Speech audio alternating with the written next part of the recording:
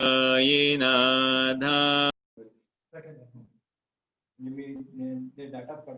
Sai Ram ji, Sai Ram all. So today we have Dev Sahib with us. Dr. Madhav Dev is grandson of Bala Sahib Dev. Every one of us know Bala Sahib Dev.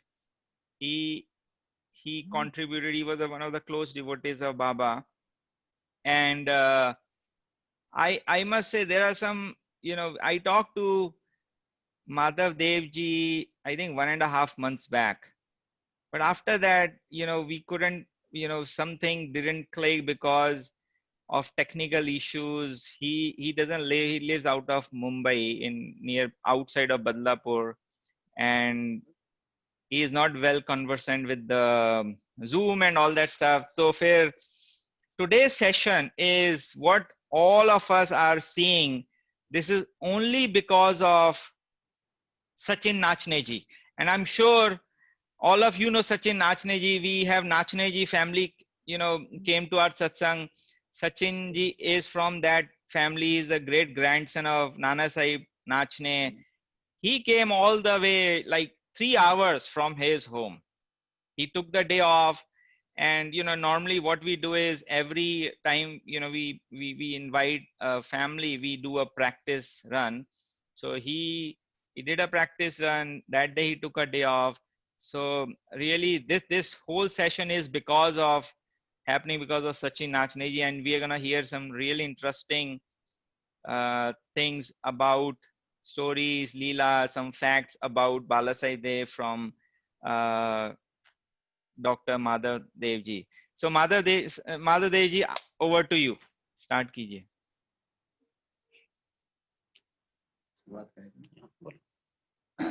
ब्रह्मानंदं परमसुखदं केवलं ज्ञानमूर्तिं द्वन्द्वातीतं गगनसदृशं तत्त्वमस्यादिलक्ष्यम् एकं नित्यं विमलमचलं सर्वधि साक्षिभूतं भावातीतं त्रिगुणरहितं सद्गुरुं तं नमामि.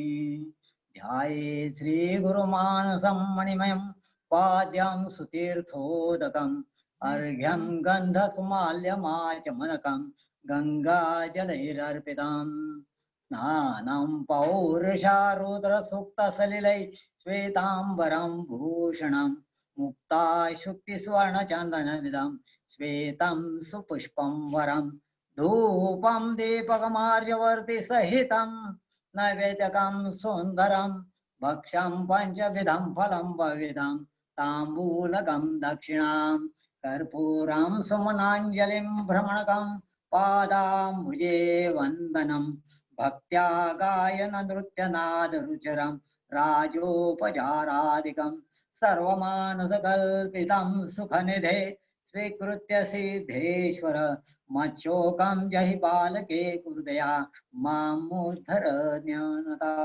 माता त्वं च पिता सखा सुतं स्वामिं च त्वं मे गुरु क्षन्तव्या सकलापराधिनवः पूजा न भिज्ञसमे त्रिकालमानसी पूजा गुरुर्भक्त्या पठेतु यत् सांगपूजा फलं तस्मै ददाति श्री गुरुर्ध्वम् इति श्री परम पूज्य वासुदेवानंद सरस्वती विरचितं मानस पूजा स्तोत्र संपूर्णम्. निशंक हो निर्भय हो मनारे प्रचंड स्वामी बळपाठी शिरे अतर्ग्यावधूत हे स्मरणगामी अशक्य ही शक्य करतील स्वामी जिथे स्वामी पाय तिथे न्यूनकाय स्वये भक्त प्रारब्ध घडवी ही माय आज्ञे विना काळ नाने त्याला परलोकी ना भीती दयाला उगाच भितोसी भय हे पळू दे जवळी उभी स्वामी शक्ती कळू दे जगी जन्म मृत्यू असे खेळ यांचा नको घाबरू तू असे बाळ त्यांचा राहोय जागा श्रद्धे सहित कसा होश त्यावेण तू स्वामी भक्त कितिंदा दिला बोल त्यानेच हात नकोडात्म गोस्वामी देतील साथ विभूती नमन नाम ध्यानादि तीर्थ स्वामीत या पंच प्राणामृतात हे तीर्थ घे आठवी रे प्रचिती न सोडी कदा स्वामी जाघे हाती न सोडी कदा स्वामी जाघे हाती अवधूत चिंतन श्री गुरुदेव दत्त. श्री गुरुदेव.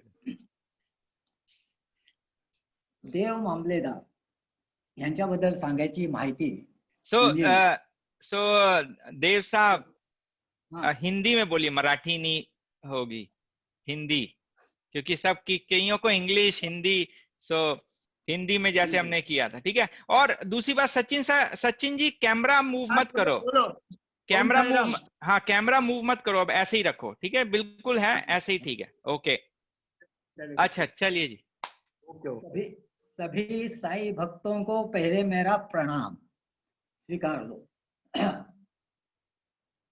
देव मामलेदार की वंश परंपरा है, यानी हमारे में पहले जो ये है व्यक्ति वो गोविंद करके है, गोविंद करके उनका लड़का है, वो हरि है उसका नाम. उसका एक लड़का है वो अबा है, अबा का लड़का है बाबूराव है, बाबूराव का लड़का है हरि है, हरि का लड़का है सदाशिव है, और सदाशिव का लड़का है विश्वनाथ. विश्वनाथ यानी ये बालकृष्ण विश्वनाथ देव, देव मामलेदार जो थे उनके पिताश्री है. इस तरह से अपने पिताजी, पिताजी के पिताजी, पिताजी के पिताजी, अपने कितने परंपरा हम आपको बता सकते हैं, इससे पता चलता है. विश्वनाथ जी थे, उनके लड़के थे और बालकृष्ण विश्वनाथ देव, जो हम सब बाला साहेब देव मामलेदार करके, बीवी देव करके समझते हैं, जानते हैं. वो बाला साहेब देव का नाम एक्चुअली रखा था, वो रामचंद्र नाम था उनका, लेकिन वो जो बचपन में थे तभी उनकी लीला इतनी, यानी क्या कहते हैं, श्री कृष्ण जैसी लीला थी, इसलिए उनको बाल है, छोटा है, बच्चा है, उसको बाल कृष्ण ही बोलने लगे सब बच्चे उनके आजू बाजू वाले. तो उनका नाम ही बाल कृष्ण, वो पेपर में भी वही नाम लिखा गया, इसलिए उनको बाल बोलते हैं. अभी ये बाल नाम का जो बात है, बाला साहेब देव ने खुद को ही बाबा का बच्चा यानी बाल, मैं बाबा की, मेरी बुद्धि बहुत छोटी है, बच्चे जैसी है, और बाबा सर्वव्यापी है, ये ध्यान में रख के वो खुद को भी बाबा के बच्चा यानी बाल समझते थे, और यही नाम बाला साहेब, बाबांचे बाळ करके नाम प्रसिद्ध हुआ. अभी बाला साहेब देव जो है तो उनका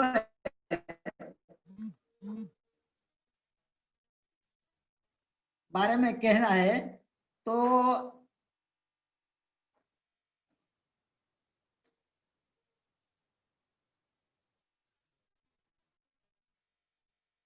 हमारे बाला साहब के घर में वो साईं बाबा ने जब भी देह छोड़ा, 15 अक्टूबर मंगल का दिन था 1918 में, तभी उनके बदन पे एक शाल थी, तो वो शाल का टुकड़ा हमारे बाला साहब देव को मिला है. वो ट्रस्टी थे शिरडी संस्थान में बाबा जाने के बाद, और उन्होंने बहुत सा काम उधर किया है, तो वो टुकड़ा हमारे यहाँ है. मैं रिक्वेस्ट करता हूँ मलिक साहब को वो फोटो और ये सब दिखाइए जरा. हाँ, बाबा का फोटो है, ये शाल का फोटो है, और हमारे फैमिली के बाला साहब देव के 2 बच्चे हैं, 2 बच्चे का भी फोटो दिखाइए. हाँ, बच्चे, हाँ।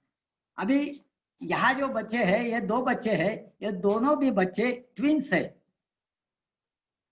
मेरे पिताजी है, ये यहाँ दिखा सकते हैं, नहीं दिखाना।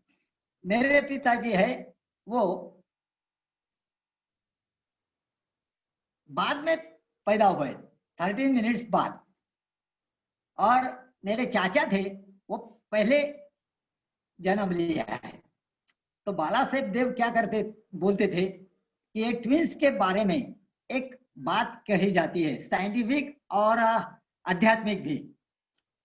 बात ऐसी है कि जो पहला जन्म लेता है और जो दूसरा जन्म लेता है बाद में, तो जो दूसरा जन्म लेता है उसका कंसेप्शन, यानी वो कहते थे कि एक ट्यूब लीजिए, एक ट्यूब में एक छोटी सी गोली डाल दीजिए, बाद में दूसरी गोली डाल दीजिए, और वो फिर बाहर निकालने के समय दूसरी गोली जो होती है वो बाहर आती है और पहली गोली बाद में बाहर आती है।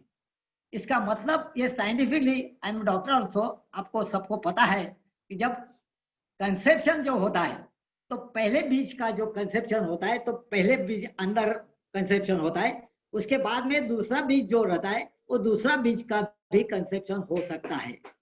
तो वो 2 बीज यदि उधर गए अंदर और वो कंसेप्ट हो गए, तो पहला बीज है तो अंदर रहता है और दूसरा बीज है वो बाहर, योनि के बाहर रहता है। तो इसलिए जन्म होते समय जब यूटेरस प्रेस करता है, तब पहला जो बच्चा है द्वार के नजदीक, वो पहले बाहर आता है। वैसा मेरे पिताजी पहले बाहर आ गए, नहीं, मेरे चाचा जी पहले बाहर आ गए, और उनके बाद 13 मिनट्स के बाद मेरे पिताजी बाहर आ गए।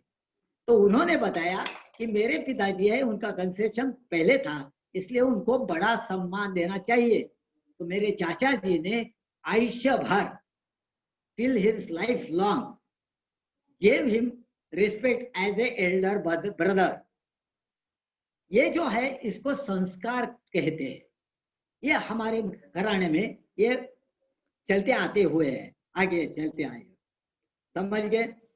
अभी बाला साहेब देव है, हम जो लोग हैं वो कराड़े ब्राह्मण है, कौशिक हमारा गोत्र है, ऋग्वेदीय है हम, अश्लायन शाखा है, और त्रिपुर ये है।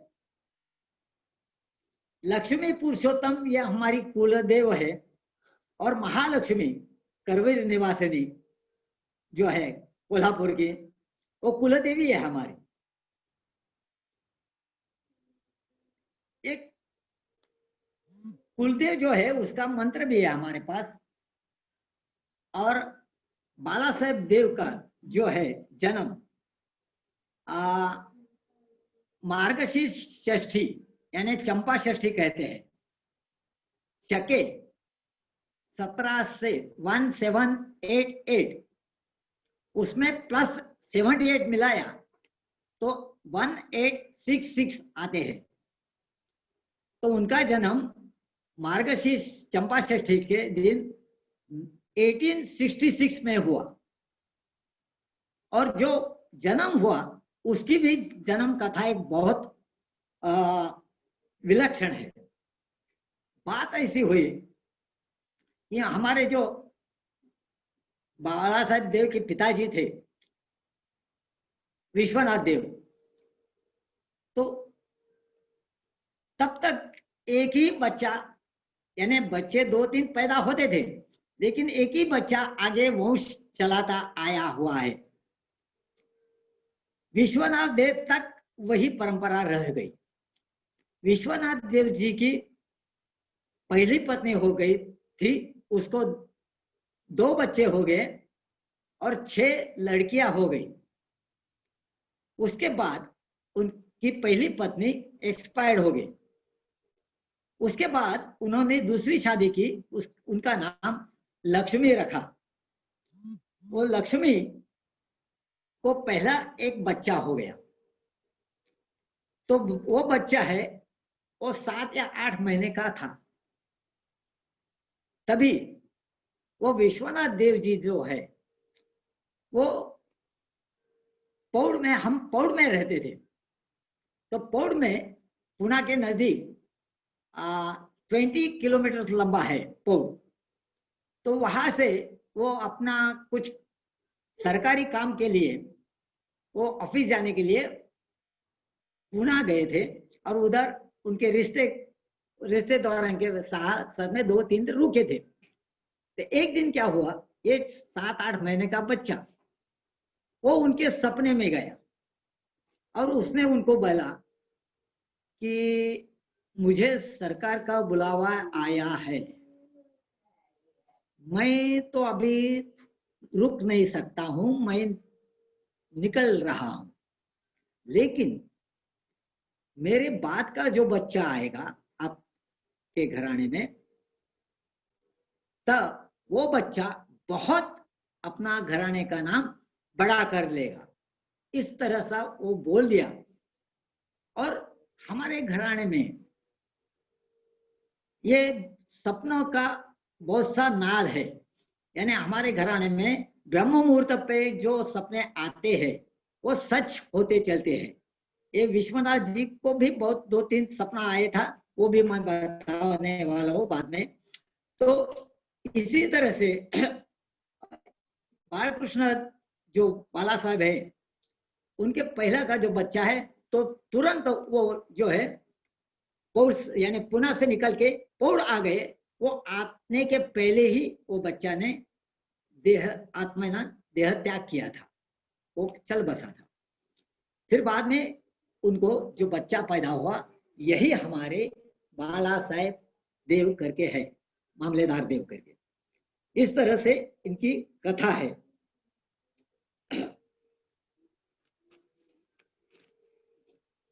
अभी हमारे घराने में जो एक स्वप्न का दृष्टांत बोलते हैं, वो विश्वनाथ देव जी से ही शुरू हो गया। वहां से विश्वनाथ देव जी को बहुत से सपने आते थे ब्रह्म मुहूर्त पे, और वो सच निकलते थे। वैसे भी बाला साहब देव को भी बहुत से सपने आते थे, वो भी सच निकलते थे। उनके बाद श्रीपाद देव, ये जो थे श्रीपाद बालकृष्ण देव, ये इनके छोटे बाला साहब देव के दूसरे बच्चे थे। वो ट्रस्टी थे सिटी संस्थान में। बाला साहब देव 1946 को 1 जनवरी 1946 को एक्सपायर हुए। उनके बाद उनकी जगह पे श्रीपाद देव ने वो चार्ज लिया, और वो तभी से 1946-7 से या 6 से 1973 तक थे, और 73 में इनका भी देहांत हो गया। तो बाला साहेब देव को भी जो सपने आते थे, उनके बारे में भी उन्होंने कुछ बातें कही थी, तो वो भी मैं अभी आपको कहता हूँ, उनकी स्टोरी कहता हूँ। बाला साहेब देव के जो बड़े भाई थे हरि और आबा करके, तो वो पहले विश्वनाथ देव जी का बताता हूँ, फिर बाला साहेब देव का बताता हूँ। विश्वनाथ देव जी थे, उनको जो बच्चे थे पहले हरि और आबा करके थे, तो वो पहले पत्नी से हुए थे, इसलिए उनमें और ये बाला साहेब देव में बहुत अंतर था, एज में डिफरेंस था। तो विश्वनाथ देव जी को उनके ये वैश्वदेव करते थे, तो वैश्वदेव का जो चावल रहता है बाहर, तो वो बाहर औदुंबर के पास रखना पड़ता है, और 15 मिनट ध्यान देना पड़ता है, और कुछ ना कुछ तो भगवान आके वो वैश्वदेव का खाना खा के चला जाता है, ऐसा रिवाज है हमारे में। तो उस तरह से वो उधर वैश्वदेव रखने के लिए उधर गए। तो उनके सपने में कुछ दिन पहले, 1 या 2 महीने पहले, एक विभूति आ गई, और उन्होंने उनको सपने में ही पूछा कि भाई मुझे आपके घर आना है, और चातुर्मास करना है, पूरा चातुर्मास मैं आपके घर में रहूंगा और मेरा जो ध्यान अध्ययन करना है वो मैं करता रहूंगा। तो मैं आपके घर आऊं, आप बोलेंगे तो मैं आता हूं, आपकी परवानगी ले रहा हूं, परमिशन ले रहा हूं। तो बोले ठीक है आइए। उन्होंने सपने में उनको जबान दे दी। और बाद में 1 महीने के बाद वो जब ये चावल रखने के गए औदुंबर के नीचे, तब बाहर एक मूर्ति खड़ी थी और उन्होंने नमस्कार किया विश्वनाथ देव को, यानी बाला साहेब देव के पिताजी को, और पूछा क्या मुझे पहचाना आपने? तो एक क्षण में वो सोचने लगे कि ये व्यक्ति कौन है। तब उन्होंने बोला कि कल से चातुर्मास शुरू हो रहा है, इसलिए मैं आया हूं, तो आपकी परवानगी होगी तो मैं आपके अंदर आ जाता हूं। तो उनको फिर समझ में आया, अरे जो सपने में मैंने देखा था यही व्यक्ति है। और फिर वो उनके पास आ गए, उनके घर में 4 मास उधर ही रहे। आषाढ़ पौर्णिमे से लेके, आषाढ़ एकादशी से लेके कार्तिक एकादशी तक 4 मास रहते हैं। तो वो 4 ही मास उधर रह के, वो हिमालय से आए हुए व्यक्ति थे और वो हमेशा उनका जो अध्ययन ध्यान धारणा होते थे वो बोल करते थे। तो विश्वनाथ देव जी भी उनके साथ में उनको गुरु मानते थे और उनको नमस्कार करके उनके साथ में रामायण और महाभारत इसके विषय पे बहुत चर्चा करते थे। तब वे बड़े जो भाई थे हरि और आबा, वो बातें सुन सकते थे। लेकिन 12 साल ऐसा कार्य होने के बाद हर साल वो आते रहते थे विश्वनाथ जी के पास। और जब चातुर्मास खत्म होता था, एकादशी को पूर्ण कार्यक्रम होता था, तभी वो निकल जाते थे हिमालय में और फिर हिमालय से आते थे। तो इस तरह से 12 साल उनके होने के बाद में हमारे बाला साहेब देव का, यानी उस समय उनको जन्म हुआ, लेकिन उनको वो विश्वनाथ देव पिताजी की और वो उनके गुरु, उनकी जो चर्चा थी वो सुनने को कभी मिली नहीं। इसलिए उनके दिल में एक बैठ गया कि नहीं, मुझे भी गुरु चाहिए। और उनके दिल में ये ठान लिया उन्होंने कि कुछ भी हो मुझे गुरु चाहिए ही। तो इस तरह से उन्होंने ये, यानी इस तरह से उनको एक ईर्ष्या हो गया, यानी ईर्ष्या नहीं, उसको दिल में उनका बुद्धि ने और मन ने ठान लिया कि नहीं, मुझे ये गुरु होना ही चाहिए, मुझे गुरु मिलना चाहिए, गुरु मिलना चाहिए। तो बहुत, लेकिन क्या हो गया, एक बार क्या हो गया, उनके सपने में, यानी देहात आ गया, खेड़े गांव हो गया। तो देहात में एक छोटी सी रास्ता था, पाउल पाट उसको बोलते हैं, चलने की जैसे लिए। तो उधर से वो चल रहे थे, उनकी एक लड़की थी बेटी 3-4 साल की, उसको हाथ में पकड़ के और चल रहे थे। आगे कीचड़ विचड़ था थोड़ा सा, तो थोड़ा रुक गए उधर। तो सामने से 2 व्यक्ति आ गए, उसमें से दोनों भी बहुत बढ़िया व्यक्ति थे, ऊंचे थे। एक ने सिर के ऊपर एक पगड़ी पहन के रखी थी और धोतर था और पूरा कुर्ता था, और दूसरी व्यक्ति थी, उसके सिर में ये फड़का बांध के रखा था, बदन पे कुर्ता यानी कफ नहीं थी, और पैजामा में यानी नीचे धोती थी। तो वो जो पगड़ी वाले गृहस्थ थे, उन्होंने हमारे बाला साहब देव को पूछा कि अरे भाई, बोले अरे तुमने इनको पहचाना क्या? तो बोले वो पहली बार देख रहे थे। बोले नहीं। तो बोले अरे दत्त गुरु है ये, उनको पहले दक्षिणा दे दो और नमस्कार कर लो। तो बाला साहब देव ने रास्ते में ही साष्टांग नमस्कार डाल दिया उनको और दक्षिणा भी दे दी। लड़की थी उसको भी दक्षिणा दी उसके हाथ में और उनको देने के लिए बोला और उनको दक्षिणा भी दे दी। उसको भी नमस्कार करने के लिए बोला, उसने भी नमस्कार किया। ये सब बाला साहिब देव के स्वप्न में आए थे ये सब आप देव साहब। हाँ, हाँ, ओके ओके। ये स्थापना में आए, बराबर है, करेक्ट। फिर बाला साहब देव नहीं के साथ बजा जो दूसरी व्यक्ति थी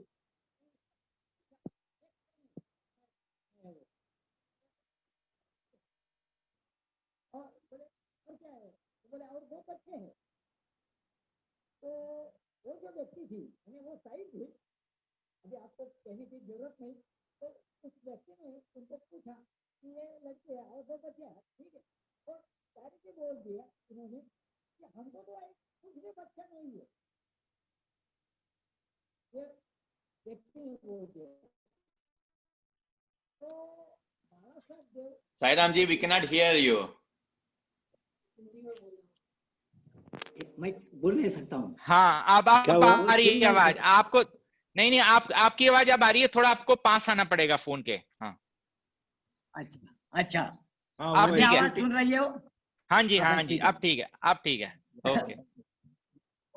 तो बाला साहब देव ने वो विभूति को कहा कि अरे हम सब भक्त आपके ही बच्चे हैं।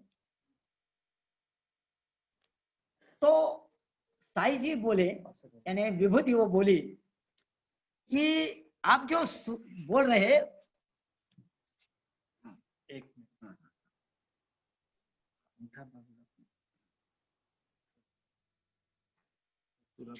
आप जो बोल रहे हैं वो एक तरह से सच है, यानी वो भक्त ही मेरे बच्चे हैं, उन्होंने मान लिया। इस तरह से पहली उनकी भेंट बाला साहब की सपने में हो गई। फिर बाद में बाला साहब देव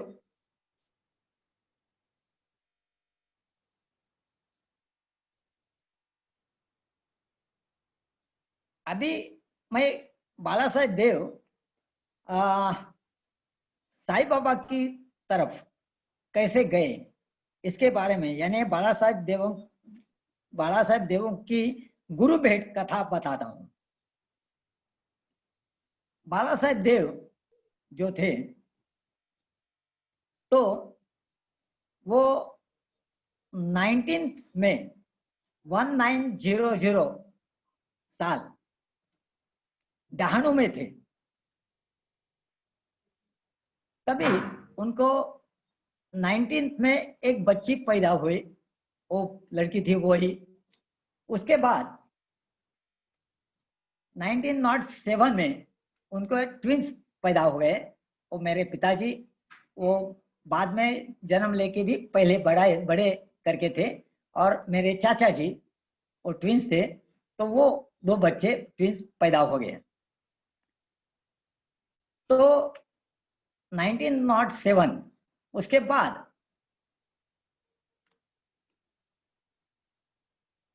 1910 में 1910 यानी 1910 में उनको बहुत आस लगी थी गुरु भेंट मिलने की। तभी उनके डहाणू में रहते थे, तो वहां एक कावजी पाटिल करके नाम का एक कोली था। तो वो जो मामलेदार थे उसकी बहुत बड़ी खेती थी, 400 एकड़ खेती थी उसकी। तभी क्या हुआ, तो ये देव मामलेदार कभी कभी उसके पास 1-2 साल के बाद जाते थे। बीच में बहुत साल नहीं गए, 12 साल के बाद उसके पास गए। तो उसको जो रिकवरी रहती है, टैक्स रिकवर यानी कलेक्शन, तो उसके लिए उसके पास जाके बोले, अरे बहुत साल से तूने टैक्स दिया नहीं है, क्या है, क्या बात है। तो उन्होंने टैक्स वगैरह दे दिया और बोले, वो भगत था, जो कावजी पाटिल था वो एक भगत था। तो उसने क्या किया कि आपने बाला साहब देव को बोला कि साहब, बोले आपने कभी संतों को देखा है क्या? संतों की भेंट हुई है क्या आपसे, आपकी? तो महाराज बाला साहब देव बोले कि अरे हाँ, सपने में मेरी मुलाकात हुई है। अरे बोले सपने में नहीं भाई, सचमुच मिला, भेंट होना जरूरी है, सपने में क्या बात है? तो बोले नहीं, सचमुच ऐसी, यानी देह टू देह, बॉडी टू बॉडी ऐसी भेंट नहीं हुई है। तो उसने बोला कि 6 महीने के अंदर आपकी कोई तो संत से भेंट होने वाली है, ऐसा उसने बता दिया। तो देव साहब को बहुत अच्छा लगा कि अरे ये इसने मेरी मन की बात बोल दी, मन की बात बोल दी समझ जाओ। तो इस तरह से वो बहुत प्लीज हो गए। तो उसने एक और बात बता दी कि भाई यदि आप किसको संत को मिलने जाएंगे, आपको पता चला कोई संत है, तो मुझे भी लेके जाना है आपको। तो वो बोले ठीक है भाई, अभी तूने इतनी अच्छी बात दी है मेरे से, तो मैं जरूर लेके जाऊंगा। तो बोले ठीक है। ये बात उनकी दोनों में एक हो गई, तय हो गई।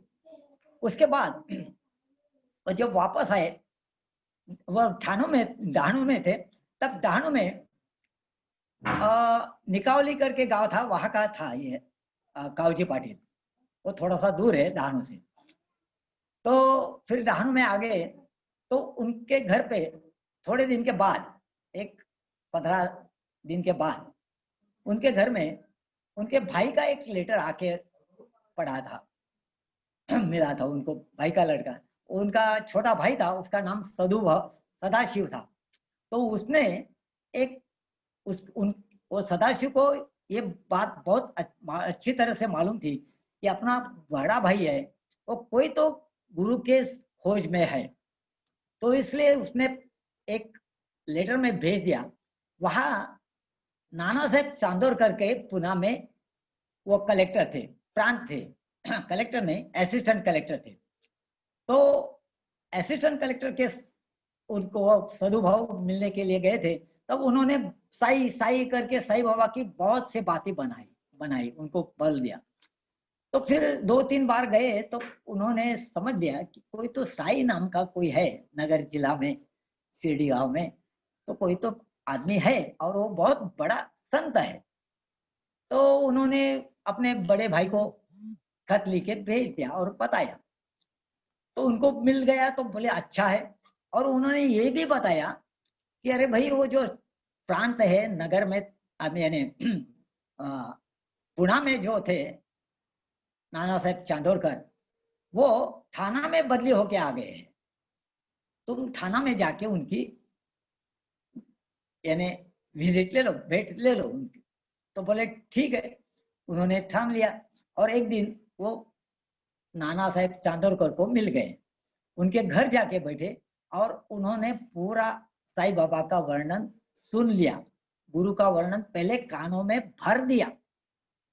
वो तो बुद्धि और मन इकट्ठा हुआ था। उन्होंने ठान लिया कि ठीक है भाई, हम अभी शिरडी जाके साईं बाबा का दर्शन ही ले लेंगे। तो फिर वो आ गए। तो उनके साथ में जनुभाऊ करंदीकर करके नाम के एक डहाणु के ही एक फार्मर थे। उनको चीकू का बाग है उधर बहुत, उनके खेती भी बहुत है और श्रीमंत है आदमी। तो वो उनसे मिलते थे क्योंकि मामलेदार है, टैक्स वगैरह भरना पड़ता है, महसूल भरना पड़ता है, तो वो उनसे मिलते थे। तो वो दोनों मिलके कलेक्टर के प्रांत के साथ में गए उधर। उन्होंने वो साईं बाबा का पूरा वर्णन सुन लिया और फिर बाद में आ गए डहाणु को। तो डहाणु को आ गए तो उन्होंने बताया कह रहे भाई आप है, लेकिन मुझे अभी क्या बात है कि इनका साईं बाबा का नाम तो सुन लिया है, अभी निकावली में जाके वो काऊजी पटेल है उसको बोलना पड़ेगा। तो बोले ठीक है। तो वो निकल के दोनों भी मिल के वो चल पड़े निकावली गांव की तरफ। निकावली गांव में गए, वो काऊजी पाटिल भी था, वो उससे मिले और उससे बोले, कह रहे भाई हमको पता चला है कि शिरडी में साईं नाम का कोई बहुत बड़ा संत है, तो मैं और ये जनु भाऊ करणिगर हम दोनों भी जा रहे हैं। तो मैंने आपको जो शब्द दिया था, वचन दिया था कि तुम मेरे साथ साईं का यानी संत का दर्शन करने के लिए आएंगे, तो आपका क्या विचार है? तो जो निकावली का जो कावजी पाटिल था, तो उसका एक कोई गुरु था, वो ऐसा ही था। वो ऐसे बहुत से गुरु होते हैं कि पैसा कमाने के लिए गुरु होते हैं, तो वो उससे बहुत पैसा लेता था, उसके मन की धारणा देके उसको बताता ये करो, ते करो, यज्ञ करो, अमुक करो, सब करके उसको कुछ तो कुछ बहाना करके पैसा लूटता था। वो भी देता चला था, वो उसको पता नहीं चल रहा था कि ये क्या बता कर रहा है। तो उसने क्या किया कि सुन लिया कि अरे ये लोग तो साईं बाबा के पास जा रहे, तो उसने तुरंत बोला, अरे वो साईं तो कोई संत नहीं है, बहुत महात्मा नहीं है, आप उधर जाएंगे तो वो पैसा मांगेगा, वो जो पैसा मांगता है, मांग के लेता है, वो क्या संत हो क्या सकता है क्या? तो देव मामलेदार का मन भी थोड़ा सा द्विधा हो गया। अरे कहता है तो बात में कुछ तो हो सकता है, हम ऐसे ही कैसे चल रहे। उसने वो भी पूछा उनको कि आपने वो जो संत है उनका आपको कुछ बुलावा आया है क्या, किसके पास से यानी संदेश भेजा है क्या कि आपको, क्या आप आके शिरडी मिलके जाओ हमें? तो बोले वो भी नहीं है। तो बोले फिर ऐसे जाने में कैसा बात है? तो बोले ठीक है, सोच लिया।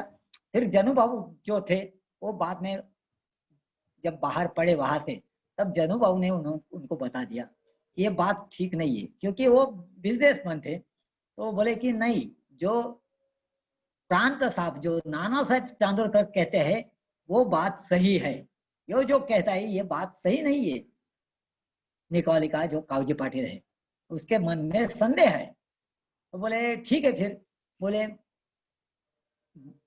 तुम चलते हो तो मैं भी आपके साथ आऊंगा, जनु भाव ने बोल दिया। तो उनको बोला कोई तो साथ मिल रहा है, चलो। तो उसको फिर संदेशा भेज दिया कावजी पाटिल को कि मैं और जनु भाऊ दोनों हम शिरडी चल रहे हैं, आपको आने का है या नहीं आने का आप डिसाइड करके हमको मैसेज भेज दो। अमुक अमुक दिन, ये दिन हम चलने वाले हैं। 10 तारीख थी, आई एम सॉरी 30 तारीख थी 1910 की नवंबर, इस दिन हम शिरडी चलने वाले हैं। तो बोले फिर उन्होंने कहा कि ठीक है, मैंने अभी वचन दिया है आपको कि मैं भी आपको आपके साथ आऊंगा संत को मिलने के लिए, तो फिर इसलिए मैं आता हूं, लेकिन अभी भी मैं बोलता हूं कि वो संत नहीं है। तो बोले ठीक है, तो आता है तो आ जा। तो फिर वो आ गए उधर, और वो तीनों शिरडी के लिए उन्होंने प्रस्थान रखा।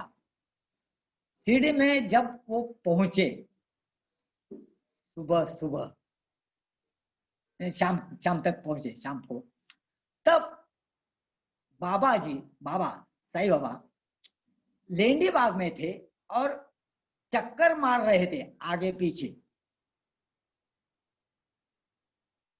वो 1 घंटे से उधर खड़े थे और चक्कर लगा रहे थे, फेरी लगा रहे थे, इधर उधर जाने का, इधर जाने का, उधर जाने का। उनके दिल में कुछ तो चल रहा था।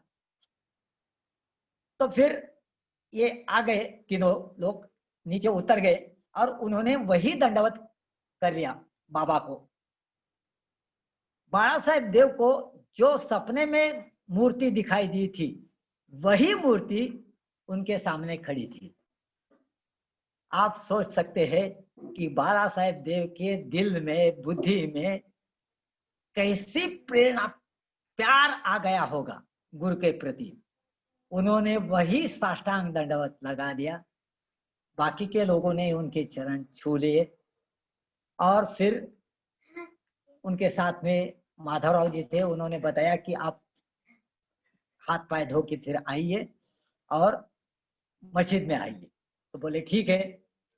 फिर बाबा का बात ये है, बाबा के बारे में हमेशा कहते आए हुए हैं, वो जो लेंडी बाग में चक्कर लगाते हैं हमेशा, सुबह आप शाम को दोनों बार लगाते थे।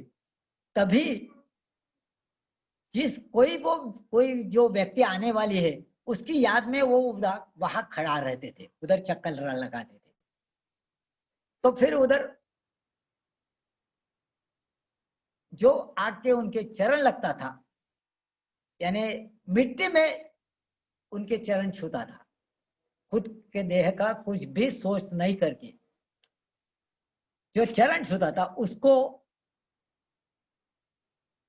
उसमें साई लीला में भी कहा है कि इसको धूल भेंट कहते हैं। यानी ये धूल भेंट बहुत महत्वपूर्ण है। यानी बाकी के संत के पास क्या होता है, वासुदेव और नंद सरस्वती के बारे में बोला जाता है कि उनको दर्शन करने का है तो पहले जाओ स्नान करो, सामान वगैरह रखो, स्नान करके भस्म बीस में लगा के आओ और फिर बाद में दर्शन लो। ऐसा उनका व्यवहार था। तो हर एक संत का व्यवहार अलग अलग हो रहा है। तो बाबा का जो व्यवहार था वो डायरेक्ट तुम प्रवास से यानी टांगे से उतरे, बस प्रवास यानी जर्नी से आगे उधर, और उधर धूल भेंट यानी डायरेक्ट जो कपड़े में होंगे उधर नहाना धोना बिल्कुल नहीं, वैसे के वैसे ही जाके उनके पाँव लगना है। इसको धूल भेंट करके कहा जाता है। तो इस तरह से उनकी पहली भेंट हो गई। तो उन्होंने बहुत से उसके ऊपर उन्होंने ये कावजी पाटिल के ऊपर एक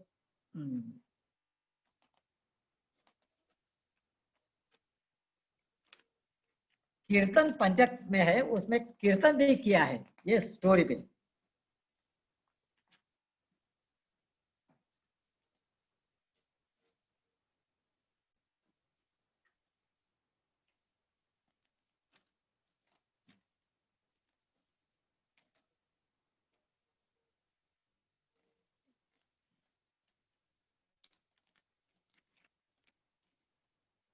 पहले बाबा की और बाला साहेब देव की भेंट, उन्होंने पद लिखा है, साई पाहिले आहा ब्रह्म पाहिले, इकडून तिकडे चालता असता लेंडीवर दिसले। यानी यहाँ से वहां घूमते थे वो, ये परब्रह्म देखा मैंने आज। निर्गुण ब्रह्मे सगुण होने साई रूप धरिले, यानी जो निर्गुण है वो सगुण हो गए हैं साई के रूप में, और वो साई रूप है उनका। आहा साई रूप धरिले दर्शना लाभासाठी जयाच्या ध्याऊनी मुली थकले, ध्याऊनी मुली थकले। जो बड़े बड़े संत है जिनको इनके दर्शन का लाभ नहीं मिलता है वो मुनि थक गए हैं, लेकिन इनका दर्शन मुझे आज हो गया है। साई चित घना लेंडी नमावरी निर्खुनी मन धाले, आहा निर्खुनी मन धाले। यानी नभ है यानी आकाश, उसके ऊपर स्वतः खुद साई उधर देखा मैंने। इस तरह से उन्होंने उसका गीत किया है। तो ये तरह से वो दर्शन लिया। फिर वो बाद में क्या किया, वो जाके उस उधर बैठ गए, खाना खाया और शाम को फिर मस्जिद में चले गए। तो बाबा अपने आसन पे बैठे हुए थे, वो दरबार भरा हुआ था। तो अपने माधवराव देशपांडे थे, श्यामा जी, तो ये तीनों की पहले खबर ली थी उन्होंने, और फिर वो जाके उधर बैठ गए और उन्होंने बोला कि अभी मस्जिद में दर्शन के लिए आइए। तो वो स्नान करके खाना खा के उधर आ गए दर्शन के लिए। तो बाबा आसन पे बैठे थे, तो ये तीन लोग ही सामने आ गए और उन्होंने क्या किया, सामने खड़े हो गए। तो ये माधवराव जी ने इनको बोला कि बाबा ये थाना से आ गए हैं लोग। तो उनको देख के साईं बाबा ने तुरंत हमारे बाला साहब देव को बुलाया नजदीक, बोले मुझे द्यावी मदरसी 5:25 मुझे 5:25 दे दे। तो बोले ठीक है, 1:25 यानी 1:25 है, उसकी कोई तो तकरार है, वो देना नहीं मांगता है, मांग यानी देने के लिए तैयार नहीं है, उसका मन नहीं कर रहा है। ठीक है, बोले कहा जाएगा, वो 3-4 महीने में आएगा ही अपने पास। इस तरह से उन्होंने बातचीत की और पहले ही बोले उनको देव साहब, ये 5:25 मतलब 5.25 पैसे? नहीं, 5 रुपए 25 रुपए यानी 30 रुपए उन्होंने मांगे, दक्षिणा मांगी बाबा ने। अच्छा, 30 रुपए दक्षिणा। ओके, 30 रुपए। लेकिन एक्चुअली ये 5:25 रुपए नहीं थे, उनका जो उसके पीछे का अर्थ है वो बहुत गहन है। उन्होंने कहा कि आपका जो पंच महाभूत का देह है वो मुझे चाहिए, और 25 तत्व है अपने देह में, उसमें 24 तत्व है। हम 24 तत्व के गुरु कहते हैं, दत्त गुरु ने 24 गुरु की है, और आत्मा ये 25वां तत्व है, 25th तत्व। तो 5 ये आपके जो पंच प्राण है और ये देह है, उसके 25 गुरु तत्व, ये सभी मुझे दे दे, इस तरह का उसका अर्थ है। समझ में आ गया? तो इस तरह से उन्होंने मांगा। ये देव साहब को उनके दिल में और दिमाग में बैठ गया, वो बोले सही बात है, वो समझ गए। लेकिन बाकी के जो दो लोग थे उनको समझ में नहीं आया। फिर उनको आने के बाद बाला साहब देव को 2 रुपया, बाला साहब ने पहले उनको 1 रुपया दे दिया दक्षिणा, तो उनको बोले और 2 रुपया दे दे, और फिर और 2 रुपया दे दिया बाबा को, बाला साहब देव ने। बाद में जनुभव करंदी कर गए, तो जनुभव ने 1 रुपया दे दिया, तो फिर उसको बोले कि और 1 रुपया दे दे। देव साहब को 2 रुपया मांगा, जनुभव को 1 रुपया मांगा, और फिर क्या हो गया, ये 2 भक्त है वो संत के दर्शन के लिए गए, वो दक्षिणा दे रहे हैं। कावजी पाटिल के दिल में 1 भी रुपया देने का नहीं था, लेकिन वो सब बैठे हुए भक्त है, उनके सामने अभी अपनी इज्जत जाएगी, बेइज्जत हो जाएंगे हम, तो इसलिए उसने कहा से तो 1 रुपया निकाल के बाबा के हाथ में रख दिया, वो दिल से नहीं दिया। तो देव साहब को क्या किया उन्होंने, बाबा ने उनके पैर के बाजू में बिठा दिया। जनुभव थे वो जरा लंबा बैठ गए, और ये कावजी पाटिल को बोले वो बाहर जाके वो उधर दरवाजे में जाके बैठ। तो उसको बहुत गुस्सा आ गया कि ये कैसी रीति है, जो पैसे वाला है उसको बाजू में बिठाते हैं, अब मैं गरीब हूं तो मुझे बहुत दूर रखा है, ये कैसे तरह के संत है, इसके दिल में आ गया। और वो उसके दिल में वही सोच चालू रही उसके दिल में। बाला साहब के दिल में ये बातें हो गई कि बाबा ने 2 ही रुपए मांग लिए हैं। बाबा के गुरु ने भी उनके पास 2 ही रुपए मांगे थे, याद आया होगा।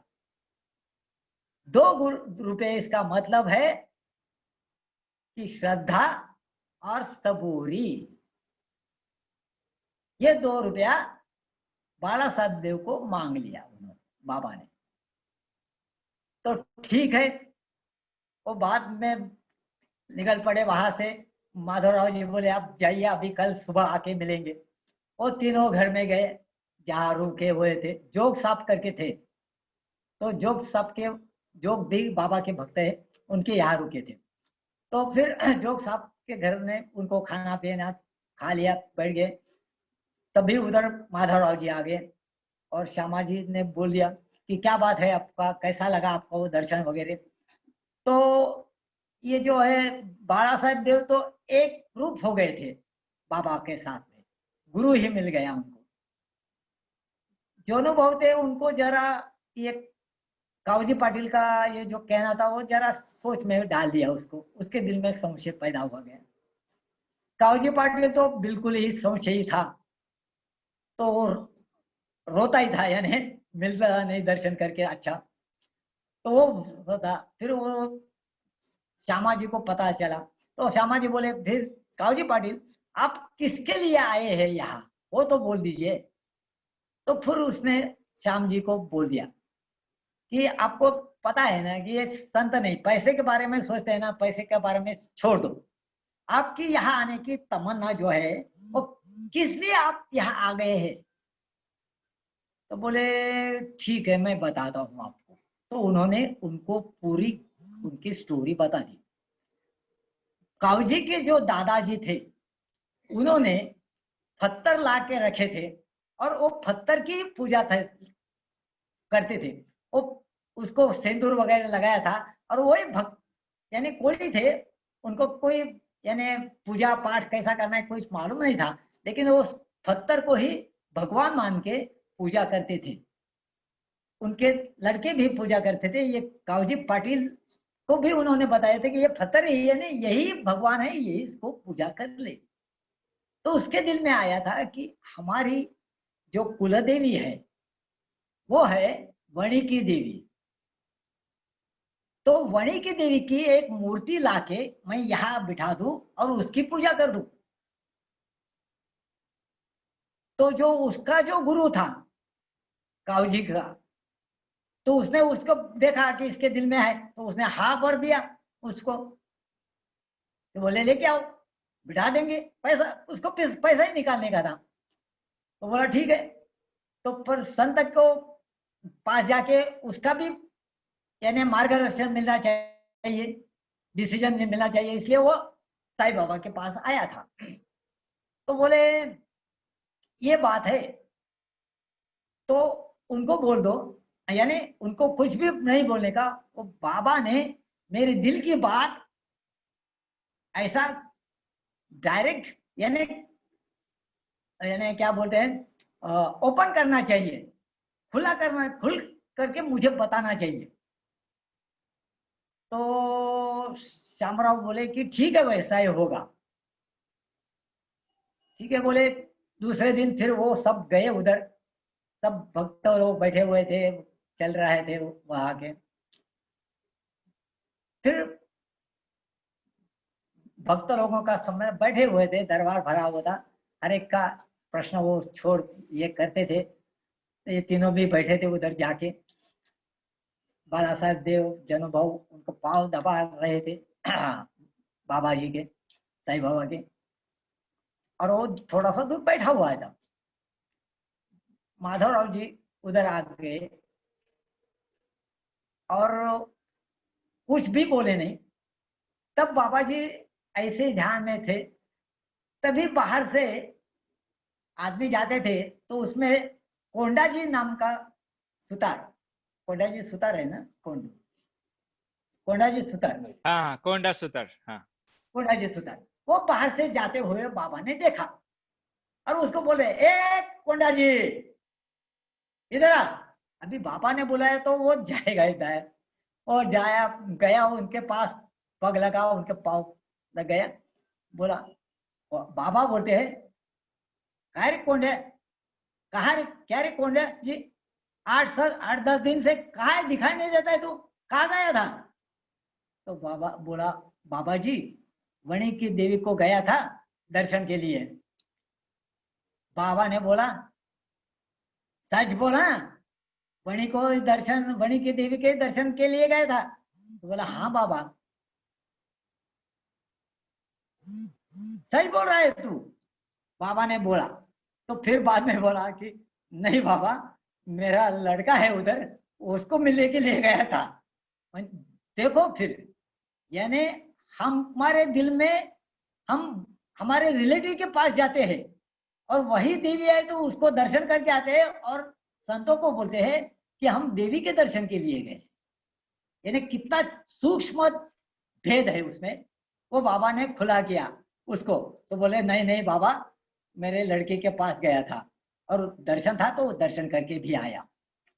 तो बाबा बोलते हैं उसको, क्या रे, वणी जाने की क्या जरूरत थी तुझे भगवान के दर्शन के लिए? यहाँ कोई भगवान नहीं है, यहाँ भी ढोंढा भगवान, पत्थर, यहाँ भी पत्थर बहुत है। बोले, यहाँ पत्थर का दर्शन करता है तो भी मिल जाता था, भगवान का दर्शन होता था।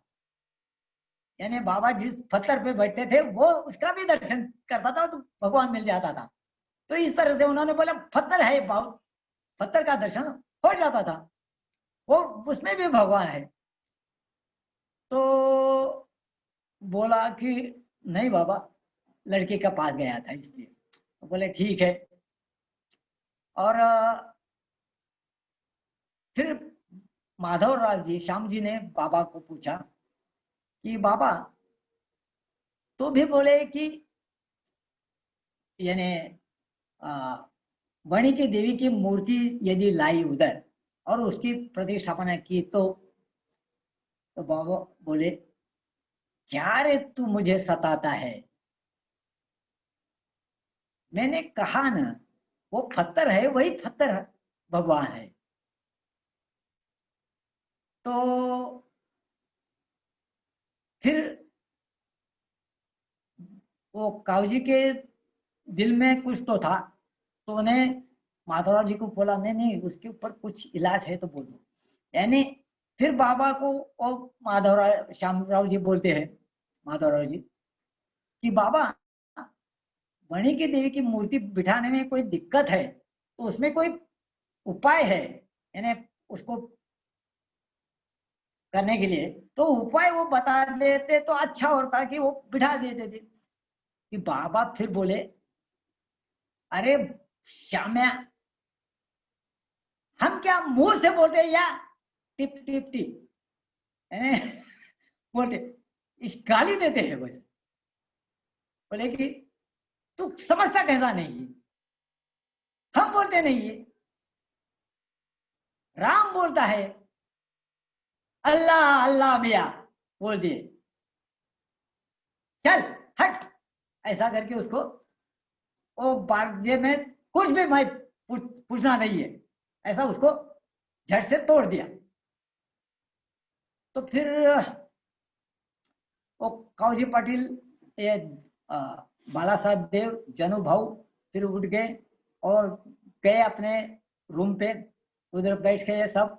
तो भी कावजी पाटिल बोलता था, नहीं हमको मूर्ति बिठानी ही है।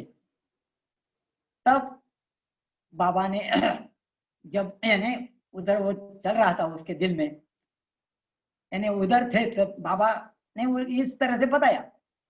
तो फिर बाबा ने बोला, अरे श्याम्या, एक गांव है, वो गांव लंबा है, उधर जाते थे तो वहां एक बीच में गऊ मिली, यानी गाय मिली।